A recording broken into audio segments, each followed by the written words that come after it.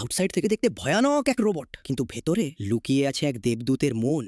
এই ভিডিওর শেষ মুহূর্তের টুইস্টই আপনার চোখে পানি এনে দেবে, তাই এক সেকেন্ডও মিস করবেন না। এই অ্যামিউজমেন্ট পার্কের সবচেয়ে দয়ালু রোবট হলো এই আপুটি। সে প্রতিদিন নিঃসঙ্গ মন খারাপ করা বাচ্চাদের ফ্রিতে ললিপপ দেয় আর পরম মমতায় তাদের মুখে হাসি ফোটায়। কিন্তু আজ পার্কের এক অন্ধকার কোণ থেকে সে একটি দুর্বল কান্নার আওয়াজ শুনতে পেল। নিজের চাকার জুতো অন করে সে দ্রুত ছুটে গেল, আর সামনে থাকা পর্দাটি যখনই সরাল সে দেখল একটি ছোট মেয়ে একা বসে কাঁদছে। এই দৃশ্য দেখে রোবট আপুটির মন গলে গেল।